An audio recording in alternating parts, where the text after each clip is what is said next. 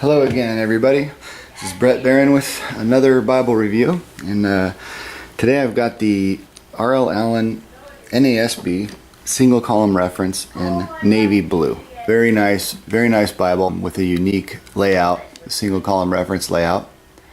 They've got this one done in Highland Goatskin. Like I mentioned on some of my other videos, when I'm reviewing the Allans, I think I reference some of their goatskin as Highland Goatskin when I shouldn't have. If it just says goatskin in here, I'm not sure that those are Highland Goatskin, because they definitely don't say Highland. And some of them they had bound by Youngblood, and some of them they bound themselves. And the way you can tell is that if it was bound by Youngblood, it's not all capitals here. It just says goatskin, and it's in some uppercase, or only the first letter is uppercase and the rest is lowercase. So that's how you can tell. But the skin is very similar on both of them, so it's hard to tell much of a difference. But I just wanted to clarify that so I'm as accurate as possible. But this is definitely a Highland Goatskin, and it's got a semi-yap, pretty generous yap. You've got the one kind of a tooled line that goes around the perimeter of the Bible here. They've got the tooled in ribs with a nice clean spine. You've got Holy Bible, New American Standard, and Allan. It does have the white headband and tailband like you're going to find in most of these Allans.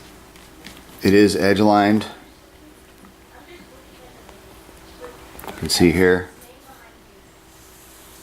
The corner work on this one is extremely nice. It's some of the best corner work I've seen. Allan does this on most of theirs. I think it really just speaks to the quality of the binding on these. So the dimensions of this Bible are 10 1/4 tall by 7 inches wide by 1 3/4 inches thick. So it is pretty thick. It's a pretty thick book. And then it's 11 3/8 inches from one end of the page to the other end of the page. It's probably a little more than 3 pounds in weight. It's pretty heavy. And you can see they just took this Lockman publication here, published by Lockman in Anaheim, California. It's right up the street from my house, actually. And it is printed in China. You can see there's a good representation of the show through. I mean, it's kind of bad, and I think that just has to do with the Chinese print.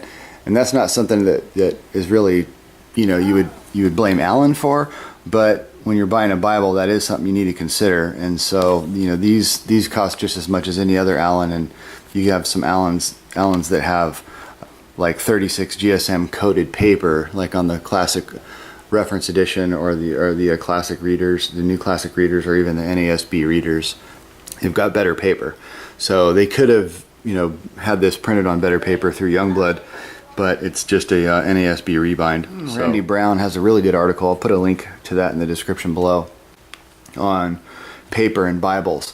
And one of the things he said that I wholeheartedly agree with is that paper is the one thing that can, and I'm paraphrasing here what he said, but basically the paper is kind of the thing that'll make or break any Bible. You can have an awesome Bible with great features, great binding, everything about it's awesome, but if the paper's not thick or not very opaque, it just kind of lets all the wind out of the sails for the Bible. It really just deflates it in my opinion. So I do like of course on the text block they did the silver or gold, blue undergold for the art gilt edging here. Obviously this Bible is going to lay very flat, super nice there, and they gave you the 3 red Beresford ribbons. It's very nice. It has the one perimeter line, gilt line inside there. So to rank the Bible on my Barron's Bible Rankings system, which is designed to find a Bible that's both portable and readable, and I will put a link in the description below to that as well. It gives you a detailed tutorial on how it works. So applying that to this Bible, first category being portability, I rank it at 2.5. It is just a little bit bigger and a little bit heavier than I would like for it to get much higher of a score than that. For the readability, I give it a 2.5. It really fails in that category for me. The only reason I give it a 2.5 and not a 2 is because it is single column reference, so that does help with the readability. But the paper on this is, it's just a Chinese real thin paper, so that was the one thing that I was disappointed in. I was expecting it to be a better quality than that. For cover and binding, it's a 5. Just like if you've seen any of my other reviews on these Allans, you know that it doesn't get any better than an Allan binding. Sometimes, like I said, Allan does have young blood do the binding, and theirs is great too. But I do see a bit of a difference in the Allan bindings. The Allans tend to lay a little bit flatter. They all have the overcasting, which is a stitching after the first signature. Design and creativity, I give it a 4.5 because I do like the design of the single column layout with the references on the outside like that. And then of course, you know, the blue under gold art gilt helps it with the design and creativity ranking as well.